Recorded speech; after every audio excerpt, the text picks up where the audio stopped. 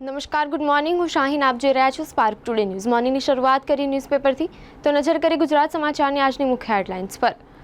ટેરિફની મડાગાંઠનો અંત લાવવાની પહેલ ચીને જ કરવી પડશે. ટ્રમ્પનો હુંકાર. ટ્રમ્પનો ચીન પર હથોડો. 245% ટેરિફ ઝીંક્યો. રમખાણના આરોપીનું ઘર તોડવા બદલ માફ કરો, સુપ્રીમના આદેશની ખબર ન હતી. નાગપુરના મ્યુનિસિપલ કમિશનરે બોમ્બે હાઈકોર્ટમાં માફી માંગી. પત્ની ઉષા સાથે ભારત ઇટાલીનો પ્રવાસ. અમેરિકાના ઉપરાષ્ટ્રપતિ આવતા સપ્તાહે ભારતની મુલાકાતે આવશે. ટેક અબજપતિ બિલ ગેટ્સની આગાહી. સોફ્ટવેર, કોડિંગ, એનર્જી, મેડિકલ સિવાયની જોબનો એઆઈ ભોગ લેશે. ગાઝા, લેબનોન અને સિરિયામાં કબજે કરેલો વિસ્તાર નહીં છોડીએ, ઇઝરાયલે કહ્યું. વિશ્વમાં કુલ 3.92 કરોડ એકાઉન્ટ બંધ. ગૂગલે ભારતમાં 29 લાખ એડ એકાઉન્ટ સસ્પેન્ડ કર્યા. ઉંડેરાની કરોડોની જમીન અંગે ડીસીબીએ દાખલ કરેલી ફરિયાદ રદ કરવા હાઈકોર્ટનો આદેશ.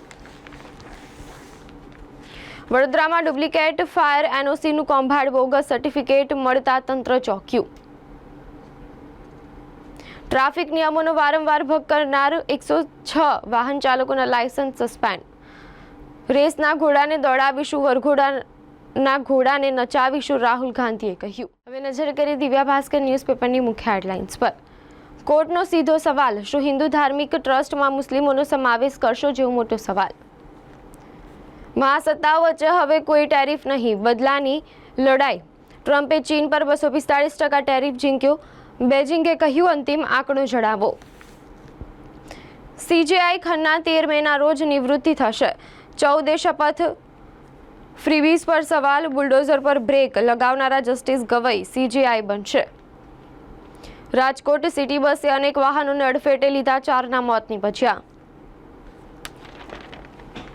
વડોદરા આજવા રોડના અર્શ પ્લાઝા પાસેથી નકલી ફાયર એનઓસી મળી આવી. નકલી કચેરી, નકલી અધિકારીઓ બાદ હવે નકલી ફાયરની એનઓસીનું કૌભાંડ. વાઘોડિયા રોડના દંપતીએ નાણાં ચૂકવ્યા. વ્યાજખોરે કહ્યું, પેન્ટહાઉસ લખી આપો નહીં તો જીવ ખોઈ દેશો. સમા પોલીસે પોતાના બચાવ માટે કોંગ્રેસી નેતા પાસે વિડીયો બનાવડાવી વાયરલ કર્યો. સમામાં પાણી પ્રશ્ને અવાજ ઉઠાવતા પોલીસે મહિલા સાથેના અમાનવીય વ્યવહાર સામે તપાસનો આદેશ.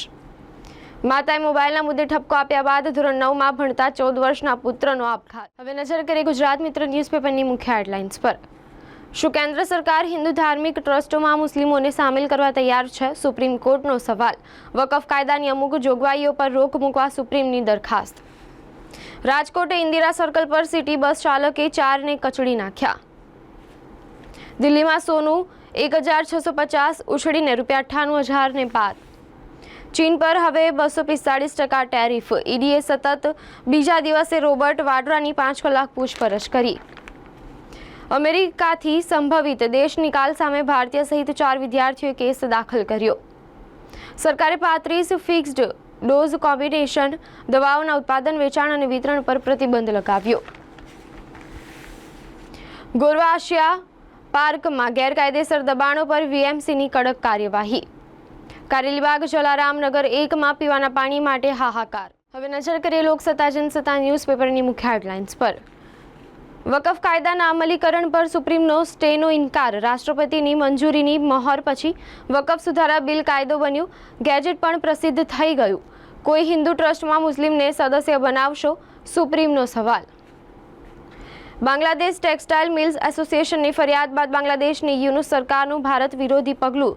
દોરાની આયાત પર પ્રતિબંધ મૂક્યો.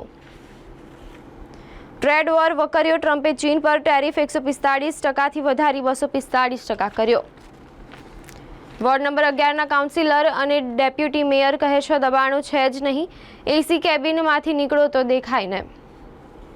બિલ્ડિંગમાં અવારનવાર ગાબડા પડતા રહે છે. અલકાપુરીની દર્પણ બિલ્ડિંગમાં ગાબડું પડતા રિક્ષાને મોટું નુકસાન. ભૂખી કાસના રિસ્ટોરેશનના વિરોધમાં પૂર્વ વિપક્ષ નેતા દ્વારા રેલી કાઢતા વિવાદ. ભૂખી કાસના રિસ્ટોરેશનના વિરોધમાં નીકળેલી રેલી કોંગ્રેસની કે અમી નરેન્દ્ર રાવતની? જેવો મોટો સવાલ. હવે નજર કરીએ સંદેશ ન્યૂઝપેપરની મુખ્ય હેડલાઇન્સ પર. વકફ સુધારેલા કાયદાને લઈને સુપ્રીમ કોર્ટમાં ચીફ જસ્ટિસ સંજીવ ખન્નાના વડપણ હેઠળની બેન્ચે સુનાવણી શરૂ કરી. હિન્દુ સંસ્થાઓમાં મુસ્લિમો હશે સુપ્રીમ કોર્ટનો કેન્દ્રને સવાલ. સીજેઆઈ ખન્નાની ભલામણ જસ્ટિસ BR ગવઈ આગામી ચીફ જસ્ટિસ ઓફ ઇન્ડિયા બનશે. ગભરાયેલું ડ્રેગન ભારત સાથે સંબંધ સુધારવા માંગે છે. ટેરિફ યુદ્ધ વચ્ચે ચીને ભારતીયો માટે 85,000 વિઝા ઇસ્યુ કર્યા.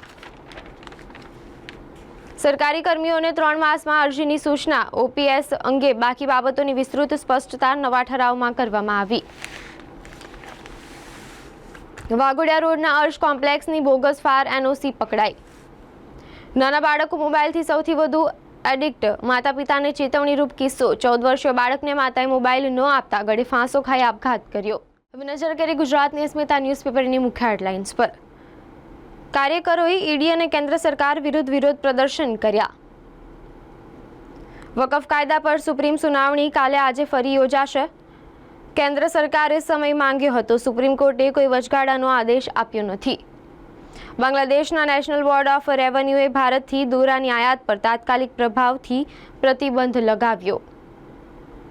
બિહારમાં મોટી દુર્ઘટના. 50થી વધુ ઘરોમાં આગ લાગતા 5ના મોત થયા. જુહાપુરામાં યુવકની હત્યા કેસ બાદ પોલીસને હાઈ એલર્ટ પર રહેવા પોલીસ કમિશનરના આદેશ. મફતના ભાવે ગુજરાતના પ્રવાસન સ્થળો ફરા. ગુજરાત સરકારે વોલ્વો બસનું જાહેર કર્યું સાવ સસ્તું પેકેજ. અમદાવાદમાં આંગ દઝાડતી ગરમી. રોગચાળામાં પણ વધારો થયો. રાજ્યમાં વર્ટીપોર્ટ અને એર ટેક્સી સેવા શરૂ કરવા માટે હાઈ લેવલ કમિટીની રચના કરવામાં આવી.